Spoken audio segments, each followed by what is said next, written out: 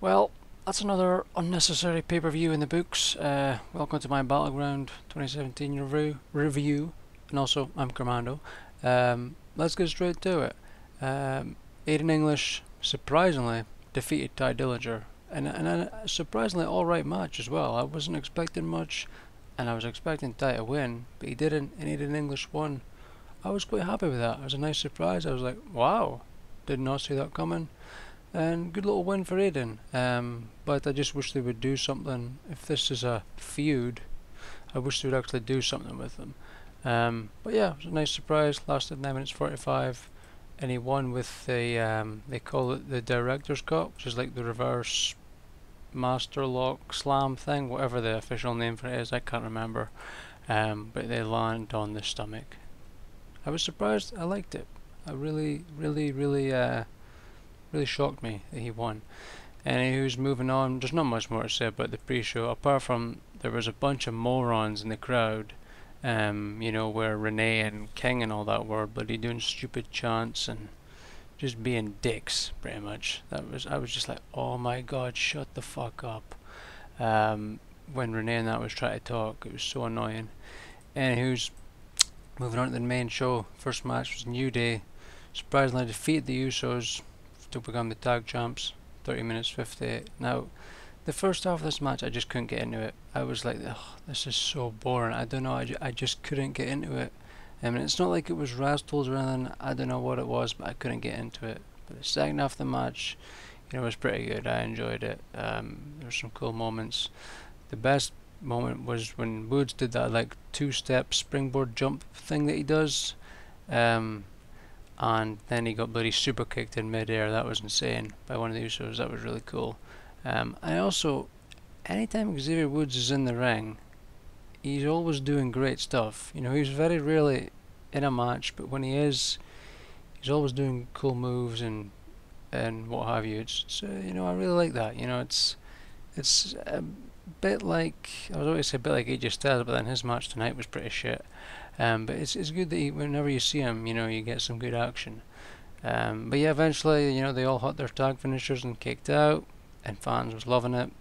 But eventually, Kofi hits the Trouble in Paradise, and then Woods hits the big elbow where he goes like 3/4 to like the full way across the ring, which is pretty insane. And legit 3/4 across the ring, not like Michael Cole where he exaggerates and speaks bullshit, which is like all the time. Yeah, they won. Nice surprise. New Day become tag champions. I wasn't against it, because it was fine. It was a good match, but yeah, New Day tag champions. I imagine it'd be a rematch at SummerSlam. Be cool if they integrated Breezango into there. That's what I was kind of hoping for at some point, but who knows. And they also had a funny YouTube Fallout thing on YouTube. It was a good little 3-minute video. It was nice. It's funny. Moving on, Shinsuke and Baron Corbin. I expected this to be pretty shit, but it was okay. It was alright. Not amazing, but it was alright. 12 minutes 25. Eventually Corbin won by, he lost by kicking Nakamura in the ball sack. He was going for like a bloody exploder suplex, and then he low blowed him, and then that was it. Not really much to say about the match, It was okay. It was alright, nothing memorable. It was okay. Then after the match, he comes back, hits the End of Days. Well, he hit him with a briefcase as well, and hit the End of Days, and boom. That was it. So I guess we'll get a rematch in SmackDown at some point. I don't think it'll be something at SummerSlam. I don't see these two being there at SummerSlam. I just don't see it. Unless they make this show like 47 hours, which wouldn't surprise me, because quantity over quality. Moving on, the women's Fatal 5-Way thing. Surprisingly, again, another surprise win. I was like, holy shit, there's a lot of surprise wins happening here. Natalia won, 11 minutes.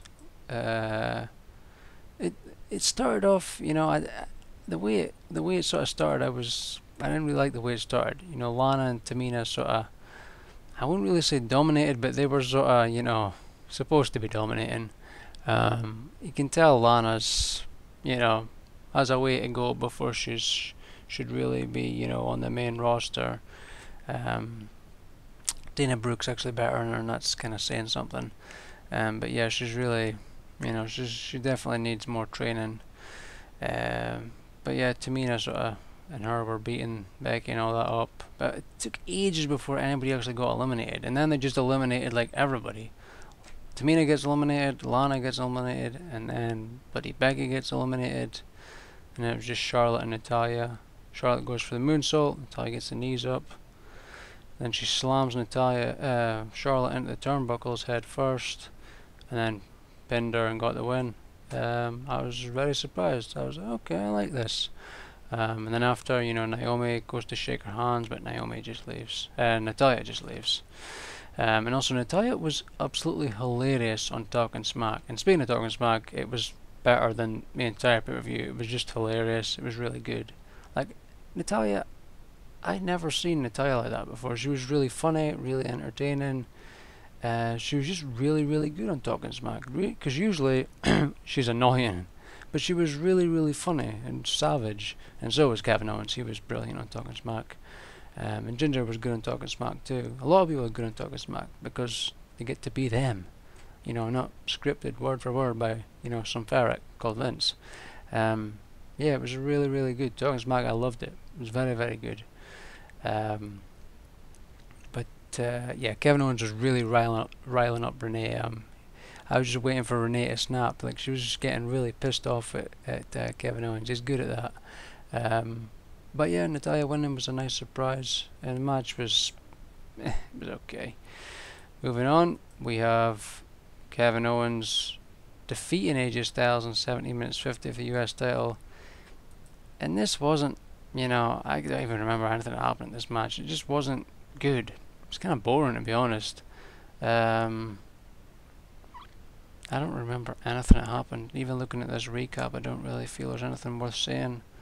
The ref got absolutely annihilated at one point. AJ was going for the Styles Clash, and Kevin Owens just threw him right off and absolutely annihilated the ref. Now, refs usually one punch and that's them dead for like half an hour.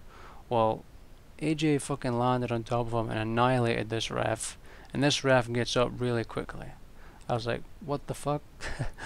But yeah, after that there was like, they started trading submissions, calf crusher, and then Kevin Owens got like Kevin Owens got him in the crippler crossface, and then AJ turned it into crippler crossface. But then it just ended so weird. Bloody Owens reversed it into a pin, and you could have gotten like 4 3 counts in the time the referee took to do 1 3 count, and AJ didn't even kick out. And I'm not even exaggerating. He's sitting there 1 2, and AJ's just sitting there. No, he wasn't holding the ropes, wasn't, you know, cheating or anything, and he just sits there, and I'm like, what the fuck? That doesn't even make sense. That didn't make sense at all. He was sitting there for so long for the 3 count, and his shoulder wasn't even down or anything. One of the shoulders was up, and the ref just pins it. I was just like, what? It didn't make sense. I was surprised the match wasn't restarted, but yeah, Kevin Owens is new champion. A little reign for AJ. I was very surprised by that. It's just a what the fuck moment. That's all I got from the end, and I was like, that's insane. But yeah, I suppose heelish way to win. You're not supposed to like it. I didn't like it, so they did a good job. Moving on, I think they showed like that backstage thing with Jinder Mahal. Oh yeah, it was the thing where the Singh Bros said they weren't going to be there, but you know they were. Anyways, we'll get to that later. Next was the flag match with Rusev and Cena, and it was an okay match. You know, I just was holding out hope that Rusev was going to win. It was 21 minutes 10 seconds, by the way. It was an okay match, you know, and I think the whole taking the flag and taking it to the stage, you know, is a better way to do a flag match. It's you know, there's more stuff you can do with that. I liked that. But yeah, it was okay. And I thought Rusev was gonna like powerbomb Cena through these 2 table things that you set up beside the flag podiums. But eventually, bloody got AA'd through it by Cena. That was very unfortunate. I was really hoping Rusev was just gonna, you know, run out of nowhere and spear him through it, or, you know, I thought he was gonna AA him through him at one point, but then Cena countered it and just wrecked him. So that was unfortunate. And he also did the powerbomb spot off the top rope where Cena goes for the leg drop but he gets powerbombed. I'm kind of surprised Cena does that, seeing as he got wrecked a few years ago doing that. But yeah, Cena won and just very disappointed. I was hoping for Rusev because it's a perfect match for Rusev to win, because doesn't have to pin Cena, so Cena looks strong, But well, it happened. Moving on, there was the Fashion Files thing, where the Ascension came in and said that they were the ones that destroyed it. But that doesn't make sense because the Ascension was like in one of the interview room things when this destruction took place. But then they go away, and they reference that weird like player thing that they got them tickets for or something. I don't really remember. But then the lights go out and they like get attacked and what have you, and Fandango's still on, and he sees Breeze, laid out. But then Fandango also gets wrecked, and the lights are off, and the lights come back on, and then they're all wrecked, and then someone slowly pulls Fandango away, but you don't get to see who it is. So I'm imagining it's Eric Rowan and Luke Harper. I'd imagine it'll be them two, reuniting. Might as well do something with them, just put them back together, not doing anything with them separately. So I would imagine it's them two. I'd imagine it was. Just when I seen him getting dragged away, I was like, I think this is Eric Rowan. It just seemed like it would be him.